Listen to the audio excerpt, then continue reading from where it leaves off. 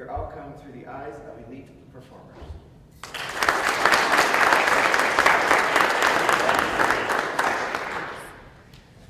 Well, good morning. Thank you guys for having us. For me, this is kind of a nice opportunity to come back to Whistler. Last time I was here was in 2010 for the Winter Olympics. And actually, I'm looking forward to, hopefully later this afternoon, going back to where our U.S. Biathlon was housed, just down the hill a little bit. So thank you all for having us. It's a pleasure to be here. To get us started, we're going to talk about 4 areas of professional development that through our careers in sport, as athletes, as coaches, we've both coached, my career in sports psychology and executive coaching, we've identified 4 key areas, those being preparation, adversity, transition, and owning your outcome.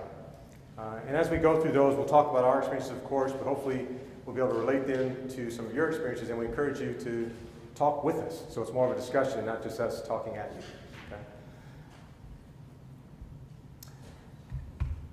The first is developing a preparation and a foundation. And some of the fundamental or foundation skills that we've identified, there are 5. First being your beliefs and morals and values. And hopefully, as you all remember growing up, you develop your beliefs and your morals and values at home. Through your interactions with your family, your friends, your relationships. As early as, some of your early memories, you may recall some of those relationships and how they helped you identify who you are as a person. Maybe the difference is how you look at men and women, or boys and girls at a young age, what relationships look like to you and how they are established, how you learn how to communicate, both verbally and non-verbally. Those can help you establish some of those beliefs that you have about yourself as well as others. In addition, as you grow through your youth, adolescence, getting into high school and early college years, hopefully you start developing life skills. Some of those skills of now learning how to effectively communicate, not just communicate, but are you really an effective listener? Are you able to effectively articulate what you want to say in the moment? How do you manage your own emotions? Do you let your thoughts and emotions cloud your judgment?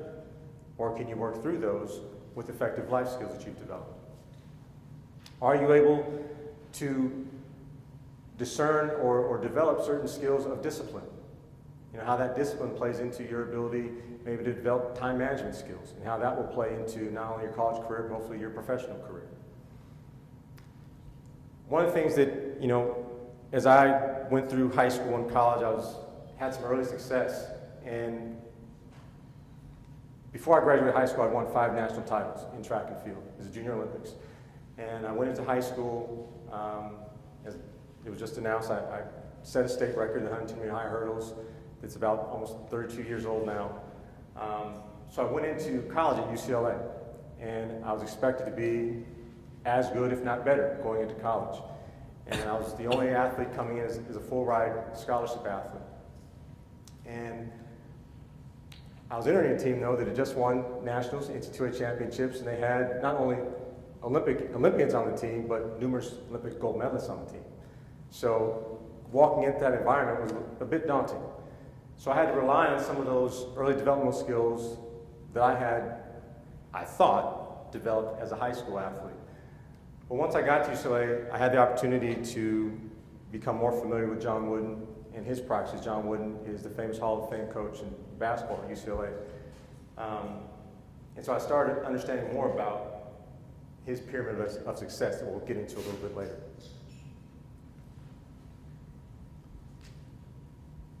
One of the areas of preparation that we find important, and then that was definitely important for me throughout my career, was having a really strong support network. For me, those people included my family, my friends, my coaches, my teachers, and they really helped me to create a stable foundation and help guide me through all the years of triumphs and all the tribulations that I would inevitably go through as a track and field athlete.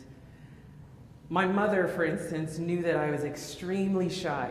I know I'm standing up here in front of you, but when I was an 11 or 12-year-old girl just starting out in track and field, I could barely get 2 words out of my mouth. And even though I was extremely athletic. People just assumed that meant I was confident and, you know, able to be out in front of other athletes and the coaches, but the truth is I was not.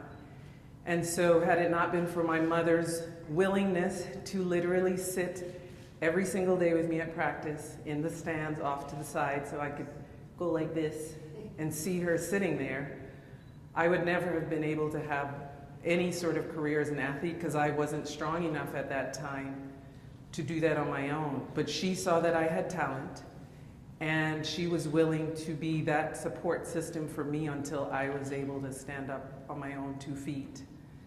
Now as a parent, because I've had that experience, I realize how important that is. So I want to get to as many games as I can, and I want to be there so that when the kids look over, they see Ross and myself standing there, knowing that they have us to support them no matter whether they're successful or they're going through a difficult time.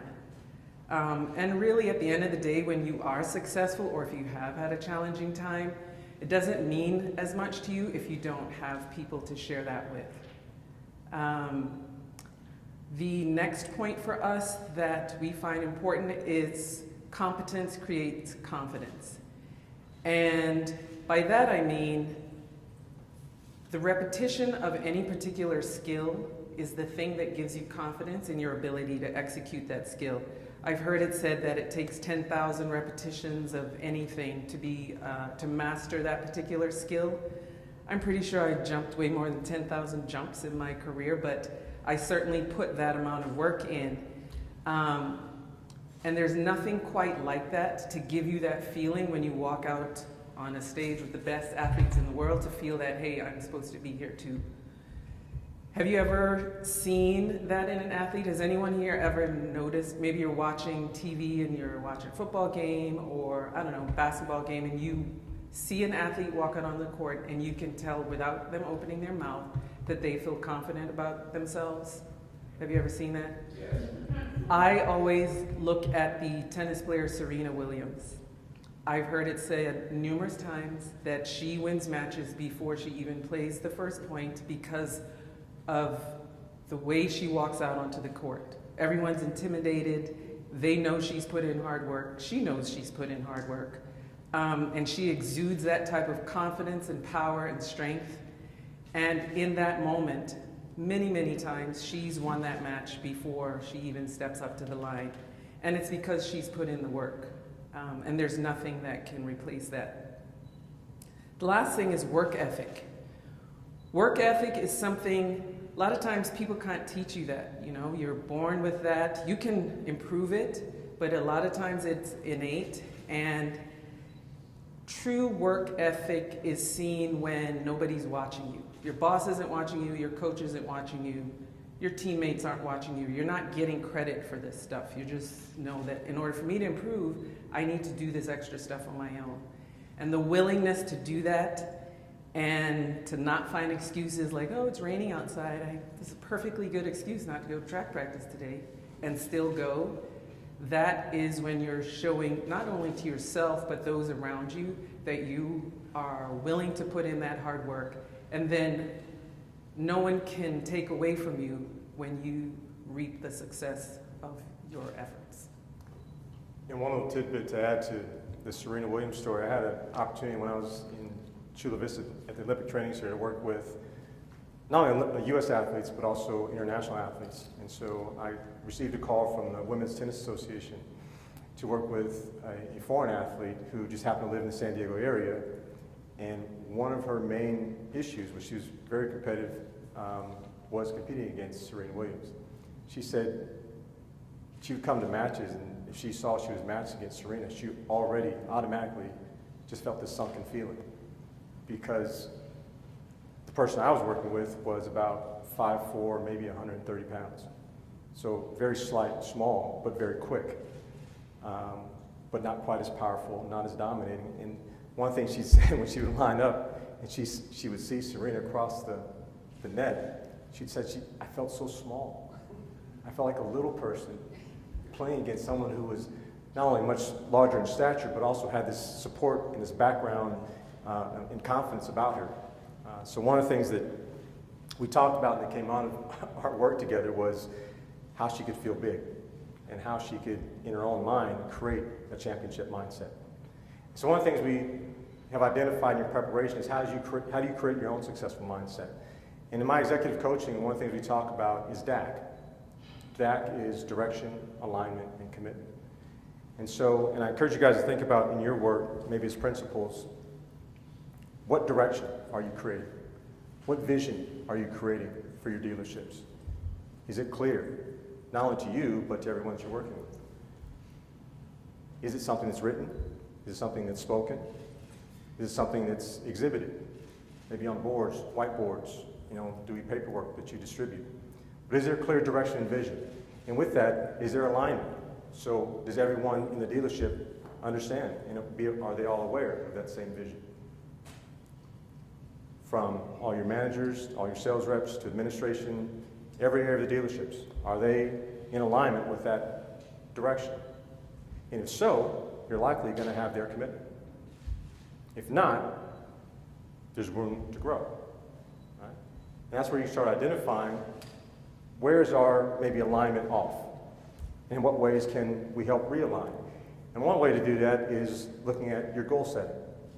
So in sport, we often, at the beginning of the season, we set goals. I go into universities and they're all excited. Hey, we got a sports psychologist, help us set goals. And they're all excited. They're at tables like this. We'll do breakout groups. And we'll give them papers and they'll fill them out. And I come back a month later and say, hey, remember we set those goals? Where are they? All the athletes do this. Oh, man, I don't know. Where's my backpack? I don't know. No one can find them because they set goals at the beginning of the year, but they forget about it because there's no follow-through. One of the things we talk about quite a bit in sport is setting process goals.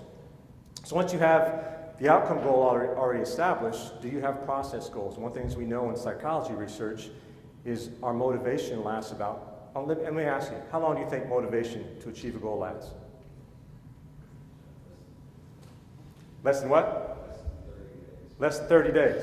Good. Anyone else? A week. About a week? Okay. 30 minutes? You must have children. So in research, we know motivation to achieve a goal lasts about 15 days. Right? So process goals are important to be set about every 2 weeks. So about every 2 weeks, you should be checking in with folks in your dealerships to figure out, are we still aligned? Are we still working in the same direction? Or have you lost focus? You're off doing something else now. We're focused maybe on, we want to get sales of our $75,000 car. You're focused on selling a $35,000 car. Right? So is there a clear alignment? Does everyone in the dealership know how to sell a $75,000 car? Because it's a lot easier, I imagine, to sell a $35,000 car. It looks good, it's pretty, has all the simple bells and whistles. Let's get that off the block. Right? If for example, the objective is to sell 300 cars this month, does everyone in the dealership know that? And if not, why not? Are they off on their own track doing something different because there's not clear alignment? So look at how you can create DAC. And you can do that through setting process goals. Every 2 weeks checking in with everyone to make sure there is a clear objective. The other part we know for sure in sport is, through research, to help folks maintain their motivation is helping them find intrinsic sources of motivation as opposed to extrinsic sources of motivation. In sport, a lot of times, what's televised is the outcome, right? So you'll see the Olympics on NBC, or maybe you'll see a World Championships or a US Open, a World Cup, but it's always the outcome. So you see them get the flashy prize at the end, but you don't see the process that they go through to get there. Particularly in Olympic sports, our process is 4 years. So often coaches want to know in that first year, is this someone that I want to spend time with for the next 3.5, maybe 4 years to get to the Olympic opportunity? And to do that, we're looking at intrinsic sources of motivation. Is this someone who's going to be motivated on the rainy day of training, when it's cold outside, when it's wet, when their back's hurting, when their legs are sore, when something's happened in their personal life that is going to affect them, will they still come to practice? Will they still dedicate themselves to training? And if they have that intrinsic source of motivation that's going to drive them, more likely they will. But if they're chasing that goal of money or a medal or someone celebrating and cheering for them, once those things are not there, they're probably not going to come to practice. So in psychology and for coaches, we want to find those individuals who have that intrinsic source of motivation, something that's going to pull them to work every day, not just on championship days. Another component is deliberate training. Deliberate training is not something where you just sort of clock in and clock out just to check a box like, oh, I was there for my 8 hours, or I was at the track for my 5 hours, so I did work. No, it's purposeful. There's a goal, there's an insight, there's something you're actually trying to accomplish on that day, and it's not just something to pass time. If you want to be good at something, you actually have to focus your attention on that something. I started out in high school as a high jumper. I grew to be very tall. I was 5'7", 5'8" by the time I was 12, so I was taller than all the boys. And so everyone thought I would be a high jumper and that I would continue to get taller, but turns out that was it. I stopped at 5'8". I even tried the shot put. They thought, well, she has the muscles, let's try her in that event. Turns out, once I tried sprinting and long jumping, that was where we were realizing my talents lied. And so that's where I focused my energies. And then once I got to college, turns out I was actually just an average sprinter, but a really good long jumper. The talent pool had increased, there were more people for me to compete against. And I realized if I wanted to be really good at something, again, I needed to focus my attention in even more so. There was a lot of ups and downs to come my way, but even with that, I realized that long jumping was where I was going to find my future. And I focused my attention there. I'm sure you've all heard the phrase, jack of all trades, master of none. A lot of people do that. They're busy, spinning wheels like, oh, you try to call them, they're not available because they're busy. I don't know what they're doing, but there's nothing to show for that. So if you're going to spend the time and be busy, make sure it is focused and purposeful and that you're actually going to accomplish a goal. The last point of creating a successful mindset is the ability to have delayed gratification.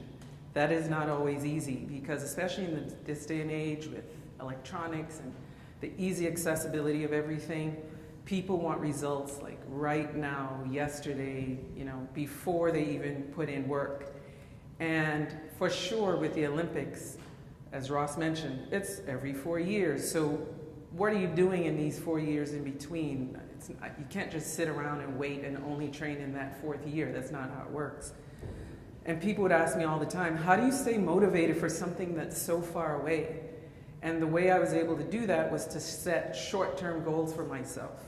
If I was to only think, okay, 4 years down the road, I need to be at this level of fitness, I would never get there.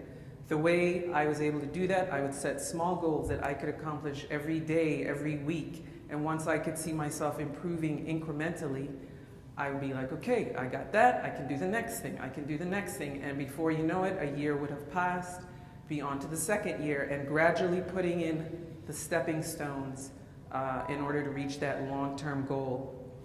My coach would often say that we were depositing checks into the bank and we would cash them out in 4 years.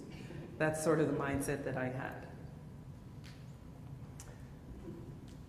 Our next development step is moving through adversity. And so I mentioned I had the opportunity to enter UCLA on a full scholarship, track and field scholarship. So I had big expectations coming into school. Unfortunately, I didn't know what I thought were shin splints in high school, where I was able to sit out a month and still come back and win state, set state records, were actually stress fractures. So I went into college with stress fractures. And I'm thinking, yeah, I can figure it out. I'll get through training the same way I did in high school. So I was actually jogging. I was doing warm-ups like this. A lot of people on the track later thought, oh, I thought we just thought you were being cool. I was like, hey, no, that actually hurt. I actually had fractures in my shin. So into my first year, I went through this whole holistic therapy treatment. It didn't work. So I had to have a surgery. So they put a titanium rod inside my right tibia from my knee to my ankle. And the doctor said, we've never done this on a track and field athlete. We've done this on one athlete prior to you, was Dana Stubblefield, big lineman. Maybe he went 10 yards at that time in NFL. went 10 yards down the field and back. So we don't know what's going to be the outcome for a hurdler who's, if you're on the track for more than 14 seconds, it's a slow day, and you're pounding. You're coming off a hurdle, you're stepping down pretty hard on that. For me, my lead leg. So they told my coaches, it's, this age, I wasn't even this big. I was smaller then. It's probably not going to work out for him. His career's probably over. So my coach said, Ross, we love you. You're a good student, but we're going to take that scholarship. We're going to get you on a half-ride scholarship. We'll pay for books and tuition. So of course I was destroyed. At that point in my life, I was a good student, but honestly, I was more of an athlete student as opposed to a student athlete. Because my expectations, like Jackie's, I was getting into the best program at that time in the country. Had dreams of going to the Olympics. So I had to put that to the side. Fortunately, I was in the field of psychology, so I was learning more about the mind and body and how to coordinate them. I had the good fortune of having a sports psychologist on campus, who's today is still one of my dear friends and mentors, Dr. Bill Parham. And I learned more about how I could start really working on my own successful mindset so I could get through that point of adversity and come back. And as I did, come back and end up winning Pac-10 titles and becoming an All-American at UCLA. New talent meets existing talent. So what does that mean? Well, for me, I was similar to, I guess, how you were, #1 high school long jump recruit. That includes all of the Caribbean and the United States, even though I grew up in the Bahamas. So I was recruited from the Caribbean to go to Stanford University. And when I got there, I had never lost a race in high school. I had never lost a long jump competition. So even though I was still shy, I was fairly confident about my athletic abilities. But on day one, my coach, who you'll hear me talk about regularly, his name is Brooks Johnson, told me very clearly that I was no longer the big fish in the little pond and that I was a teeny tiny fish in a very big pond, and just let that set in. Get over yourself. And I was like, okay, thank you. Thank you for welcoming me. A bit of a rude awakening. I was a young freshman. I had just turned 17, far away from home. So I realized I was going to be in for a different experience from what I was accustomed to at home.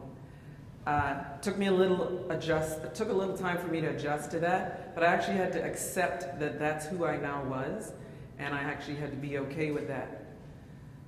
Unfortunately for me, one of the immediate tribulations that I encountered my freshman year in college was that I thought, well, I'm really good in school, I'm really good at track, let me be really good at putting on weight. So I did that very quickly. I put on 25 pounds within the first 3.5 months in college. And if you know anything about sports and long jumping in particular, the physics, that does not work. My coach would tell me every day that fat does not fly. He told me that every day. And it didn't. I ended up having 2 knee surgeries. I never really got... If someone else was to have looked at me, they would have thought I was still pretty fit. I think the highest my body fat percentage went up to was 13%, but I was usually around 9 or 10%, but it was a mixture of fat and muscle and everything in between, and it really just did not work. I blamed everybody for this weight gain. I blamed the dryer. I said the dryer shrunk my clothes. I blamed the strength coach for having me lift too much weights. I blamed the nutritionist for not giving me a good program. And I just continued to do that for 2 years.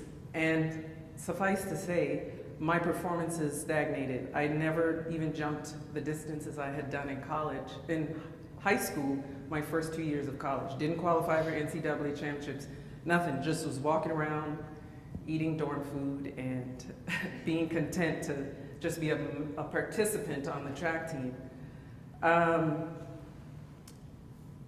One meet, my coach, we were actually at the University of Washington, indoors, his freshman year, and another poor result. And he literally walked up to me in the sand where all the officials were and grabbed my hand and yanked me out of the pit and screamed at me that if I ate another slice of pizza, he would make me walk home from Washington. So that was not a good day for me. And it literally took me finally looking in the mirror one day and taking accountability for where I had ended up for me to take it into my own hands to try and do something about it. It also helped that Brooks gave me an ultimatum that if I didn't lose the weight over the summer of my sophomore year, that he was not going to let me back on the team. So that sort of helped. And I did that. I finally managed over that summer to lose the 25 pounds and came back at the beginning of my junior year, starting a whole new trajectory for my athletic career. So some things are within our control as we deal with adversity, some things are not. I think as you take account of your experiences, you look at what's within your control to manage and to figure out how to work through. When I started working with the U.S. Olympic Committee, I already spent 7 years at the University of California, Davis, designing and directing my own applied sports psychology program. So when I got to the U.S. Olympic Committee, I figured, okay, I feel pretty good about my job and what I can do and how to do it. I'd applied it to 26 different sports at UC Davis and all the coaches and athletes there. I figured coming into the Olympic Committee, I know sport, I can figure it out. Well, when I took the position, I was focused mainly on summer sports. That's what I knew. So I was working with track and field, canoe kayak, rowing. I knew those sports. Canoe kayak, not so well, but I knew it was in a boat. It was on the water. I could figure that out. However, U.S. biathlon, I had no clue what that was, honestly. I thought maybe running and cycling, maybe a little swimming and cycling. I really didn't know. I didn't know it was a winter sport. And so when I said, Ross, you're going to spend a lot of time in Germany, Norway, Finland, you're going to be going places for biathlon. I was like, man, that's different. I didn't know summer sports. I didn't know they did that up there. And they're like, no, Ross, these are winter sports. So you're going to be in cold weather in October through March. And I was like, oh, okay, you guys have gear for that, right? Because I don't do cold weather. So anyway, one of my first experiences at a U.S. biathlon competition was in Ruppol, Germany. We're up on top of a mountain. It's freezing to me, probably like 12 degrees. And we're walking into, and for this, their World Cups, they're like our Super Bowls. But they have, I think, 8 or 9 in a season. And so the competition starts at 10 o'clock in the morning. There's thousands of people already out at this site. They're tailgating hard. And they've got their horns, they're blowing their horns, they're playing the accordion, they're going at it, 10 o'clock in the morning. And you all know tailgating. Most of them are not very clear-minded already at 10, 11 o'clock in the morning. So we're walking into the venue, and I'm walking in with, at that time, we had a German coach, Swedish coach, and a German ski technician, and my supervisor at the U.S. Olympic Committee. And so we're all walking in, and we hear a voice from the distance, Dr. Flowers, Dr. Flowers. We're Ruppol, Germany, I don't know anyone. So we just keep walking. Voice gets closer and closer. Finally, my supervisor says, Yo, Ross, I think this person right here is saying your name. I think he knows you. I said, I don't know anyone here. And so realized after a conversation that someone I communicated with through email about biathlon and sports psychology, so we're talking for a while. But before we finish, my supervisor, JT, looks at him and says, hey, we're amongst 10,000 people at a venue in Ruppol, Germany. How did you know this was Dr. Flowers? He said, oh, easy. Only black man at a biathlon competition in Germany. So, of course, I stood out in this venue. So part of my working through that adversity was, one, getting through the cultural barrier, but also understanding the sport and knowing that I could apply what I'd been trained in, my own skill sets, my knowledge of sports psychology, learning how to apply it to a new environment. The third area of professional development is transition. How do you move on after adversity? One of the first main steps to moving on and transitioning is accepting who you are, where you are and knowing where you're trying to go. And it brings me to a few questions that I would always pose to myself. Some of those included, who am I? What do I want? What motivates me? And a lot of times the answers to these questions as I was going along helped me figure out why I was continuing to do this thing that at some points just brought me to my knees, but then on other days were the best days I've ever had.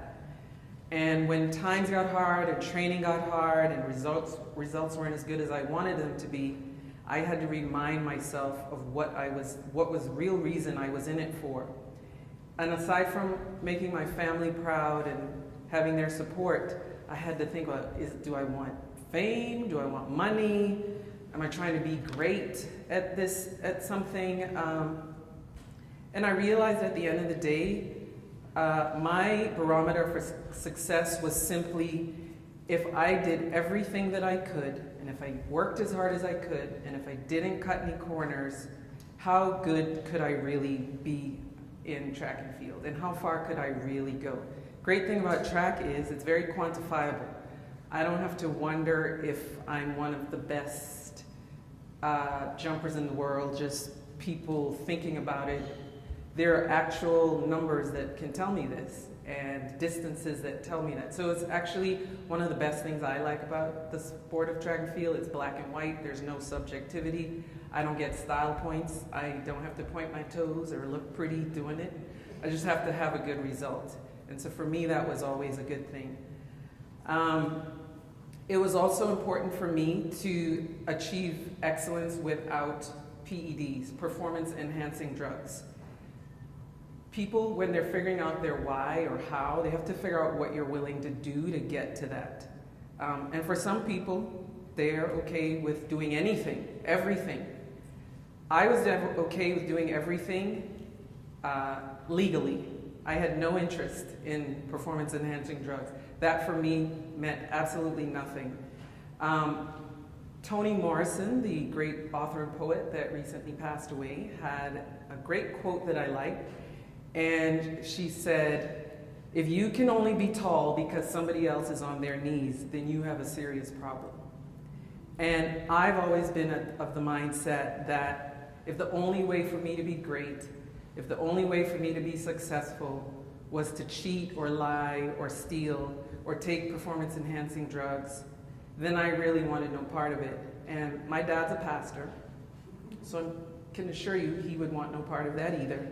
And I needed to be able to look at my parents in the face and know that I was being honest and fair. And if I ended up in last place, okay, I could deal with that because at least I gave everything that I had. And to me, there's absolutely no glory in victory if you've cheated. I never understand how these people who you know have taken whatever they've taken, they stand there and they're crying and they're doing all this stuff. And I'm like, but you took, I don't get it. You take drugs, and to me, it just takes away the whole meaning of and it's the same thing in business, I feel. If you're cheating your way to advance yourself, to me, that's just no success at all. I was actually offered drugs one day. I was standing outside a hotel in Lausanne, Switzerland, minding my own business, and this coach that I knew literally just walked up to me and said, hey, Jackie, he's from Ukraine. You want to take some drugs? He's like, you put it here, you put here, you put here. He was showing me, and I was like, what are you, are we just having this conversation right now? I told him no thank you. It was the quickest no I ever said, and I told him if he ever came back up to me with something like that again, I would report him. And he was like, okay, I'm just trying to help you. I'm like, no, you're really not trying to help me. And months later, it was his athletes that were involved in that whole Balco scandal. And I was like, thank you, Jesus and your people, that I was not involved in that situation. Actually, we found out too, so tell them about the games, where your best performance in Olympic Games, and if they were now to take blood samples from all those athletes, what place you? Yeah, I mean, my highest, people always ask me, so let me tell you before you ask, have you ever won a medal? No, I have not. The highest I finished is, I actually finished 7th in the Sydney Olympics. But when they went back, I don't know if you guys know the athlete Marion Jones, they took her medal away. She finished third ahead of me, so then I was moved up to sixth. And I would always ask my mom, am I supposed to say sixth or seventh? She's like, I mean, you earned it. Pardon? I did not cheat. However, in addition to them wiping out her results, so I moved up to sixth, the lady that finished fourth, who they then moved up to the bronze medal spot, a couple years later, she got banned for something, and I'm sure if she was taking it then, she was taking it 2 years before. But her result stands, but she was wiped out from another competition. The lady that finished second, also in a competition a year later, also got busted, but her Olympic results still stood. And I just kept saying, man, they just need to keep going back and testing people. I can probably get a medal. So one of my greatest opportunities that I remember was my opportunity to begin working with USA Track and Field back in 2002. I was at that time still a young professional, but having spent a lot of time as an athlete and coach in track and field, I was excited for the opportunity to work with track and field. And I still, at that point, a lot of the athletes who were still competing were athletes I competed with. My coach was an Olympic coach at that time. So I was excited for the opportunity. And a lot of times we get up before the Olympic Games during the years of preparation, we give talks just like this to coaches, athletes, even parents who had athletes. They were Olympic hopefuls. And so my first one, and we had at that time folks who had provided sports psychology services to Olympic teams in the past, mentoring those of us who were coming in to work with teams in the future. And so before my presentation, I asked one of the folks who were mentoring me, hey, do you have any suggestions about how I can present myself and make sure this goes well? And a very stoic look, he just looked me dead in the face and said, in a more descriptive way, just don't mess it up. So I was like, okay, thanks, I guess. But I guess what it helped me realize was he knew I was an athlete, he knew I'd coached. He said, just go do you. You know your business. You know what you're good at. And what helped reinforce in me was knowing what I know, but also knowing I don't know it all and be willing to ask questions. So at this point, do you all have any questions about anything we said so far? Okay. What was the best advice that you received from a coach or mentor? Besides, don't mess it up. I think it was later on when I realized I was trying to do so many different things, working with different sports, working outside of university, doing executive coaching, writing books, trying to do too much. So I had, actually, my mentor, Dr. Bill Parham, told me, it's okay to say no. It's okay to say no and just settle down in your area of expertise and be a little more focused. Yes? All these traditional obstacles that especially I'm busy with athletes, adversity and things like that, but how do you, what do you recommend, what strategy you have for these guys with social media? My kids, that's a big, huge one that is probably almost impossible to avoid. Close your ears, Yeah. My 14-year-old's here, maybe he can answer that one. It's very hard, particularly because, there's so many distractions, social media being one.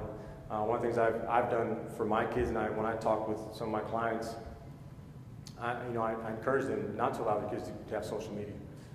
So no Twitter, no Instagram, no Pinterest, whatever they're into, until they feel they're socially responsible enough to handle it. But I think there's a lot of distractions, as Jack and we've talked about already, is working on delayed gratification. So are there things you can pay more attention to in the moment that can help you build solid skills so you don't need those distractions? So if you're in the car ride, do you have to give them something to look at, a tablet or something, or can you have open conversation, dialogue?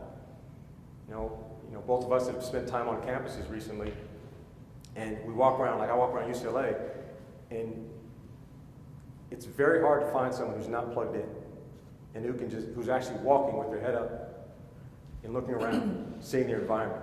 Oftentimes, you'll see them walking, and before they know, oh, I ran into someone or something, and they can't figure out why. It's like, well, you're not paying attention. So try and help people pay attention in the moment. We'll have an opportunity for more questions at the end. That was my little ad-lib, sorry. Yeah, threw me off. One of the things that, in line with a person also being able to say no to people, is having people around you to say no to you. To rely on honest and direct feedback from those people that you work with, those people that you train with. It's important to have those kinds of people in your business and in your careers. You'll find that, yes, people, they don't make you uncomfortable. They just go along with everything you're saying, whether it's a good idea or a horrible idea. They don't force you outside of your comfort zone. And because of that, they really don't help you to grow. And sometimes you really need to have constructive criticism. You have to be able to stand in that and own up to whether you're not doing the best job that you could, or if there's just some slight thing that you could do to help improve your performance. It takes the ability to not take everything personal, because I'm a very sensitive person, and it took me a while to not let some of the things that the same coach at Stanford would say to me every day, not let it cause me to cry, literally cry every day. Every day I was just crying. And I had to get to a point where I could take the good of what he was saying to me without making it this whole personal thing that he was trying to attack me. And at the end of the day, it was for my benefit. Ross? So another area that I found through my transition of becoming more professional and feeling confident in my professional identity was learning to be myself. So a lot of times the difference I think of speaking, for example, at a psychology convention is you have to support everything you say with research. Who did it? What year was it published? So you have to speak with this scientific background and more of a PhD mouth. And so I started calling my PhD mouth. But when I'd come to athletes and coaches, they'd look at me like, what? What are you talking about? Like, why do you think that relates to us? And so learning how to speak more sport, or just for me, understanding the environment that I'm in and being able to relate to that environment. And so knowing how to use my background, my training, my knowledge and experiences, but be able to relate it in an understandable way, which is another reason in why I wrote this book. There were questions that parents and coaches were asking me, but to say it in a way that's very understandable and relatable, so it doesn't come across as too scientific. So for me, part of my transition was becoming comfortable with my professional identity and being myself. And a huge part of that for me was also learning how to communicate with folks who are a little more challenging. So a good example of that is when I started working with the LA Clippers, they had an idea of what they thought they wanted in sports psychology. They didn't quite know what sports psychology was or how to integrate it. And they had some folks who, let's say, were critical of the area because they didn't know much about it. Kind of old school coaching philosophies. And so the ability to soften that for them and teach them what a soft skill is, like what it really is effective listening. What really is communicating effectively. How do you spread that direction, alignment, commitment through not only your players and your team, but through the coaching staff and higher administration, so everyone is actually on the same page. You don't have silos of people, right? You don't have silos of administrators, silos of coaches, silos of those who are just player personnel. So developing those communication skills I found to be very effective in being able to transition and relate to different populations of folks within and outside of sport. The other aspect, looking at the differences of working, for example, in university, it's very educational background. You have more time, more of a process of learning and development to go through. We're working with Olympic sports, it's athlete-centered, coach-driven, performance-based. But you have a 4-year time period. So you're looking at progressional development. Where in professional sports and in business, my experiences so far are more outcome related. They're outcome focused. So in basketball, professional basketball, if they're not seeing something pretty quickly, they're starting to ask a lot of questions. What's going on? Why is it not happening? Why is this one athlete, why are they not improving after 2 weeks? You've been here 2 weeks. This person's not improving. What's wrong? Exactly, I've been here 2 weeks. You know how psychology works? You're not going to see a muscle grow in 2 weeks. Why do you think the brain's going to expand in 2 weeks? It's going to take time. So trying to help, in my experiences, allow more time for education and development and training. So when you do start looking for those results and outcome, you have something to support them. And that goes back to setting process goals. So when you're looking for an outcome, you can say, well, hey, have we gone through those processes of progression? For me, owning professional identity really wasn't an issue when I was competing, because I ran track. That's what I did for 17 years. From the day I graduated Stanford till 2009, 17 years, I had a professional career in track and field, which is a really long time. If you guys don't know how sports usually work, that's a fairly long career. But when I retired, I tore my Achilles. That's how my career ended. I was planning to retire the following year anyway, so don't feel so badly for me. But because it ended a few months before I had planned to end my career, I didn't exactly have a plan for that day. And I didn't expect people, my friends and family, to introduce me everywhere I went as, oh, this is my friend Jackie Edwards, she's a 5-time Olympian. I'm like, okay, I do other things. However, that is who I was. I mean, I had put in all this blood, sweat, and tears to be that person, yet for some reason I was feeling funny about it, as if I was being put into this box, but it was a box that I put myself in because I wanted to be that person. But in my mind, I was thinking, I played the piano, I'm good in school, I was a bowling champion, all these things I was telling myself. Yeah, I was 2-time junior national bowling champion, high game 264, yes. I was telling myself all these things for no reason. I'm the same person who's saying master your trade, but here I was trying to tell myself that I'm all these other things, when yes, I had accomplished all these other things, but I had put in work to be great at this one thing, and I don't know if it was just being uncomfortable with other people acknowledging that, because I was okay with it, but I don't think I was so comfortable with other people saying it. And I had to sort of accept the fact that that is who I am and be proud of that, as opposed to sort of pushing it away on the side. And no one gave it to me, I earned it, and now I'm thankful for that.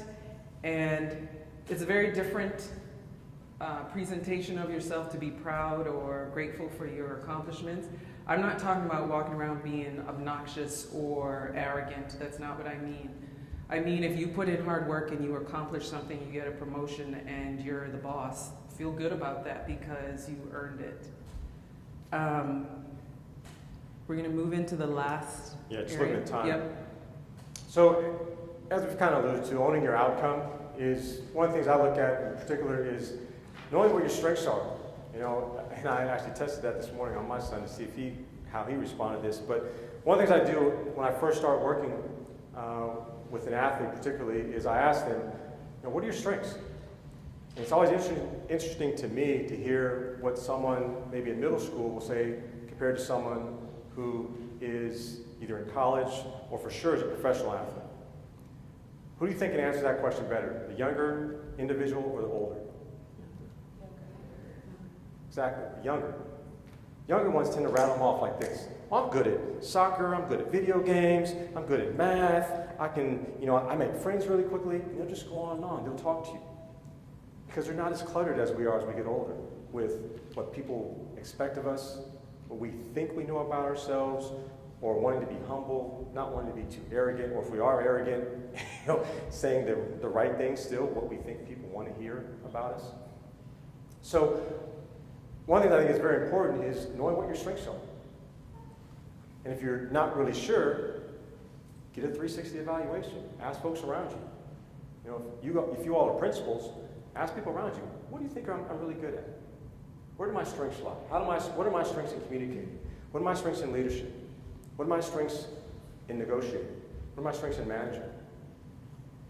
And see what kind of feedback you receive. That's one of the experiments, I actually encouraged us to do when I was with the Clippers was, as a management group, let's get an idea of what the culture really is. Instead of us trying to decide what is our culture and put it on paper, let's ask people who actually work here. You tell us, what is our culture? I think you have to know your strengths in order to own your outcome. The other part of that is owning your failures and successes. A lot of times we look at failures like, that just didn't work. Let's forget about that. Let's move on. One of the things we do in sport is we want to identify, why didn't that work? What was our process of development and progression, and why did it turn in a different direction? So I think it's important to look at, is it your communication style?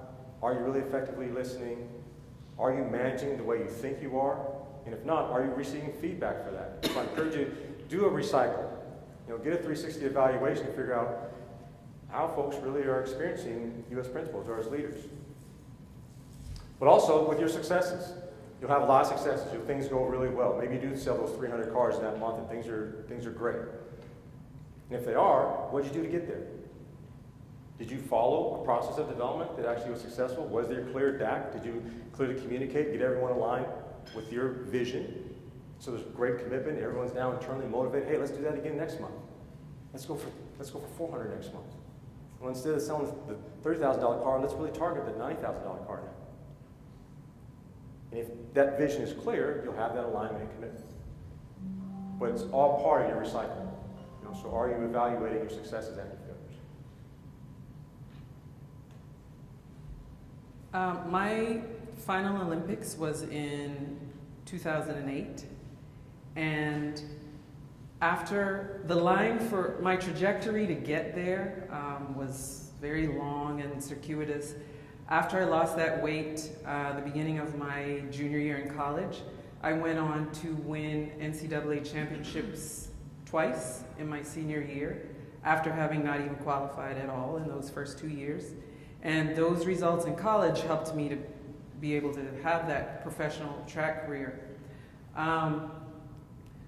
The furthest I've ever jumped, just in case you're wondering, is 22 feet 8 inches. And real quickly, because Ross, your foot is about, start at that wall. So Ross's foot is about 12. He'll count off 22 in a little bit.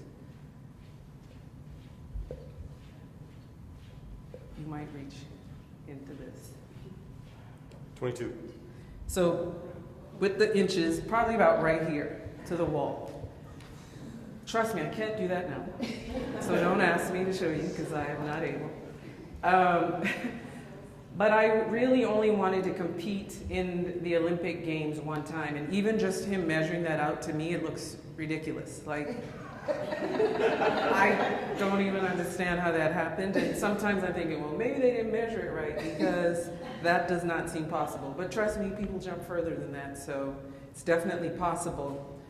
By the time I reached my 5th Olympics, my final one, I was a seasoned professional and I knew what to expect, and I had high expectations for myself, because even though I was 37, I was extremely fit. I was having great results. I had not been injured, so my fitness level had maintained. I could lift as much weight as in fact more than I did when I was 22 or 27. So I had high expectations for myself. Unfortunately, that saying that my dad used to tell me, if you want to make God laugh, tell him your plans, that happened in Beijing, and I got sick. I got some kind of virus or something.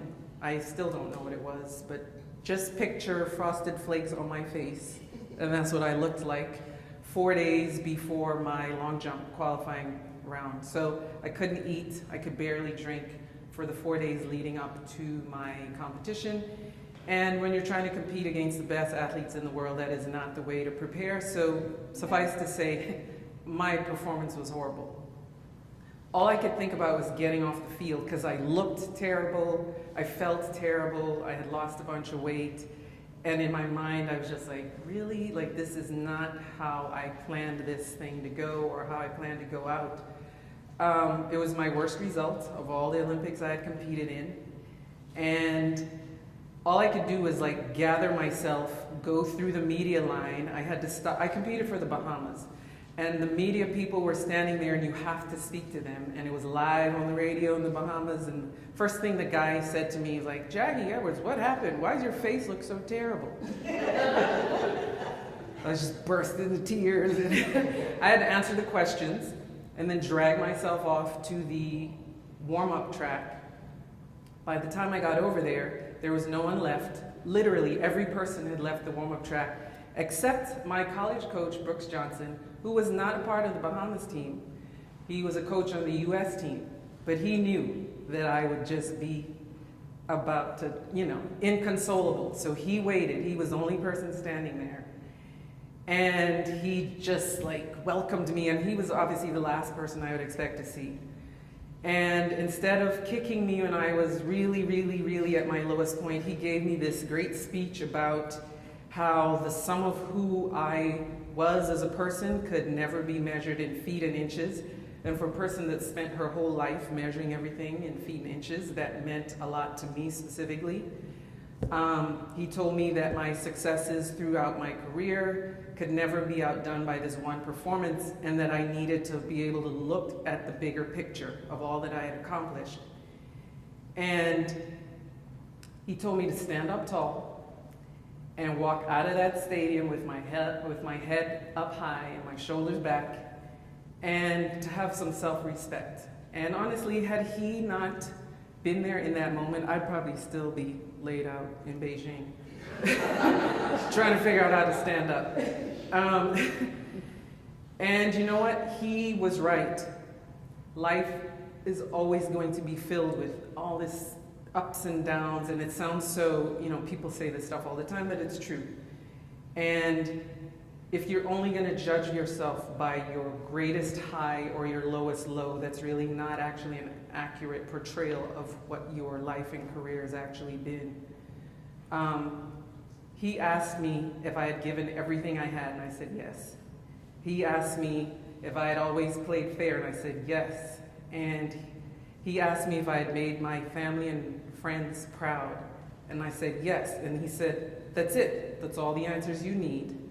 Turn around. And we walked out of that stadium in Beijing, and I never looked back at the bird's nest. I don't remember what it looks like because I kept walking straight out the stadium. And one of the things that I always keep with me is something that he said all the time, is that knowing what got you there is the thing that's going to keep you there. I've said before how long my track career was, which is not the average length of a career, it's much shorter. And I would always think, why is he always saying that? The reason he would say that to me is because a lot of times when people struggle, they get to the top, they put in all this hard work, and then they relax, as if now there's no more work to be done. And that is exactly the time when you have to step up and put in even more work to maintain, because everybody's coming for you at that point. That heavy foot is the thing that got you there. So you have to keep pressing down and keep pressing forward. And even though it might seem difficult to do that, and it's far more easy to relax, you have to be willing to put that hard work in if you indeed want to stay there. That's it. Thank you guys for staying with us a little bit longer. If you do have any questions or other comments, we're happy to take those. Jackie, 5 years, you went to 5 Olympics, diversity, motivation. What motivates you to continue to go every 4 years to an Olympic, knowing, you won 2 NCAA championships. I'm sure you can go to the Olympics and I want to finish in 5th, 6th, or 7th. Right. You're there with the mindset, this is my Olympic. How did you motivate yourself to do that every 4 years? Honestly, the thing that I found for myself, and a lot of athletes will tell you, is the training. Because you see these successes and pass these milestones in training that generally dictate what you're capable of, it gives you motivation because you're like, well, for instance, you set out a plan. You have to increase your strength by X amount of pounds. I need to be able to power clean this amount. I need to be able to squat this amount of weight.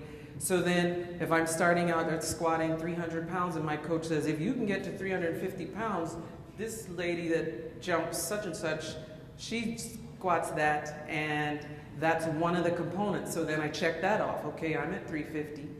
By the next Olympics, I'm squatting 375. By the next Olympics, I'm at 405. So I keep getting better. So in my mind, when I could keep improving in training, I always felt that there was more for me, that I could, on any given day, and you would see it, and so just so you know, as a professional athlete, you don't only compete at the Olympics. You compete in Europe on the track circuit, so you compete against these people all the time. You know them, they know you, you're friends some of the times, not friends sometimes. But some days you beat them, some days they beat you. The great thing about the Olympics and why it's so special is you get this one day. On the circuit, you know, I may lose tomorrow, but I come back and beat you the next day. Okay, cool, nobody knows, but I did. The Olympics compels you to be great on that day, in that moment. There's no do-over. And you have to either stand up or stand back and be okay with whatever you put out there. And that excitement and possibility for what I could be was always there until the day I stopped.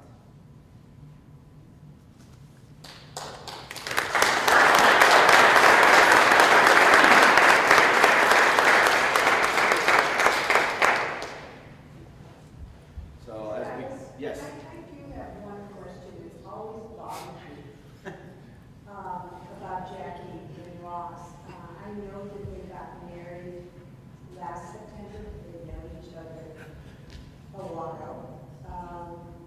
Jackie, you knew Ross's brother Chris at Stanford. Yes, And you ran track yes. at the same time. Why couldn't you get Kiki's attention before they had? Why didn't I get whose attention? Why didn't you get Keith's attention earlier in life? Because you knew, yes, Ross. So, according to Ross, this is not my version of the story. His version of the story is he was at UCLA, I was at Stanford, and he had seen me at some meet, and I was not interested. And at the time, I had other interests. I was not interested in dating. I personally don't remember meeting Ross at that time. Well, we did. She had a good friend on the team who I knew, and I asked her, like, hey, who's that over there? And she said, oh, don't even waste your time. She's not into it. Don't even worry about it. So I never approached her. So I don't, as far as I know, I met Ross in 2005. And he was a sports psychologist for the USA Track and Field World Championship team, so he was just a person that was there with the team, and that's how I met him. And then we kept seeing each other at World Championships, Olympics. It was always in other countries. So I met him in Helsinki, then I saw him again in Osaka, Japan, then I saw him in Beijing, then I saw him, it was like always some other place. And then it wasn't until we were back in the United States and had a couple lunches. Rest is history. Well, thank you, Ross and Jackie.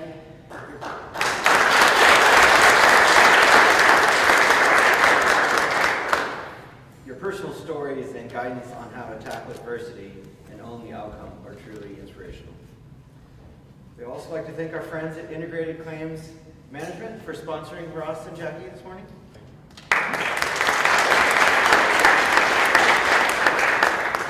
So we do have two drawings, but before the drawings, we've got some announcements. I think we're going to do the announcements, and then we're going to do two drawings. So if you have children,